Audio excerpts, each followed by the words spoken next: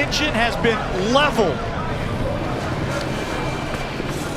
Rob Wendland is immediately wondering, just like the rest of us, what just happened. Gary McMillan is still inside the cockpit, probably wondering what just hit him in the back of the head like a sledgehammer. Well, the beginning of the end right there is the car loses traction, so that means the engine is revving up. All of that fuel volume is going into the motor. It's really not designed to rev up beyond 10,000 RPM. It probably did. Now, what took place, whether it was a broken camshaft or something in the valve train, but there was some serious damage done to this engine.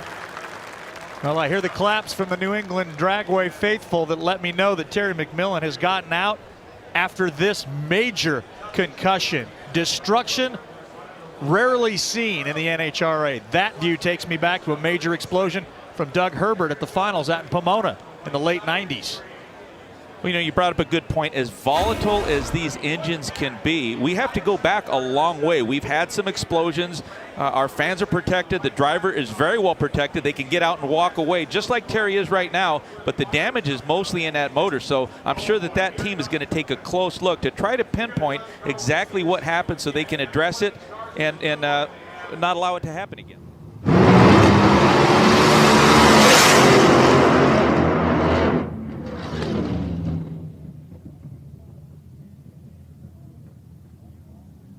Not going to stage that thing until he's sure.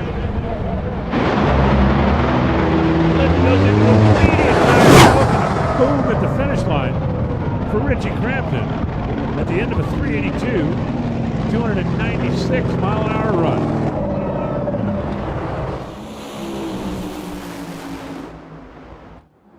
Tommy Johnson spins him and goes kablooey. Watch this again. Smoked the tires from the back of the car. We could see the flash.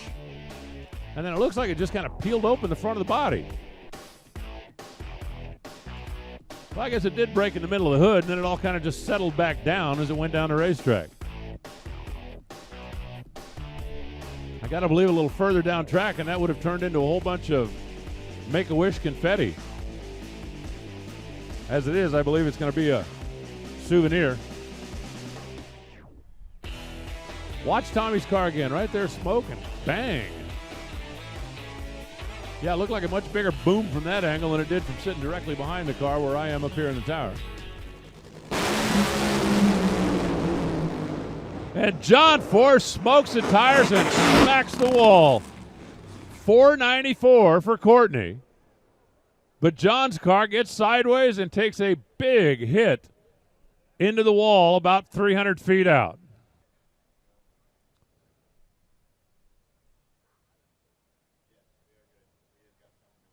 Ka-wham. You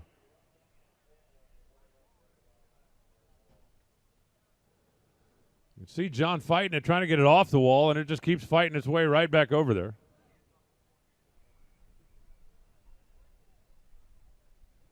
Right there you see Courtney smoke the tires, and she's out of it, and then the camera should swing over and pick up the peak machine.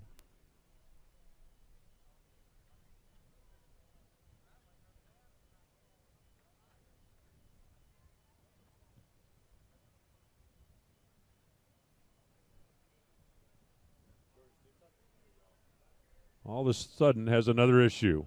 That is a big hit where it picks up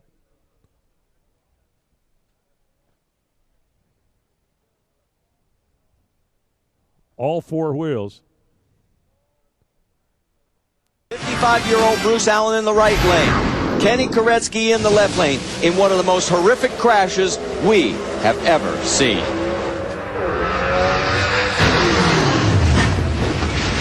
What happened here, Mike?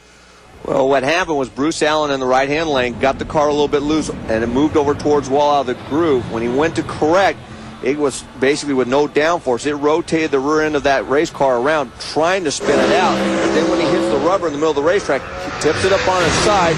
Kenny Koretsky just basically T-bones him in just a horrific accident right there. You can see it.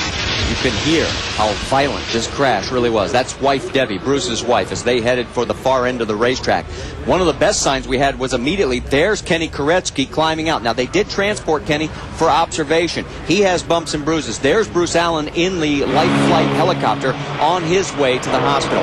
Ironically, this is Bruce's hometown. In 2006, at the Thunder Valley Nationals in Bristol, Tennessee, Corey McClenathan and the Fram team learned this lesson firsthand. In the second qualifying session, Corey lines up, hoping to secure a position by laying down his quickest elapsed time of the day. The tree turns green, and Corey launches. But in drag racing, things can change in a heartbeat. You have those somewhat moments in your lifetime that are just like, holy, I can't believe this is going to happen. This one's going to hurt. So I'm up over 300 miles an hour, well into our run, and the frame breaks in half behind the driver.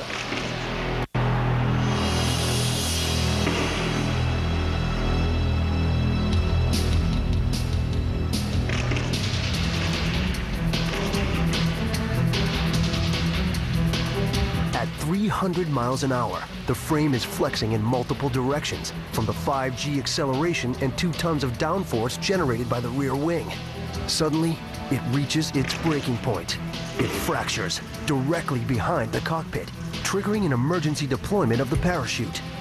I go from looking on the track, getting ready to pull the chutes, to looking straight down. All I can see is sparks and everything else, and I knew at that point, I'm in trouble. Chute ripped the car in half, sent me into the wall backwards, and we figured about 122 G impact into the wall backwards.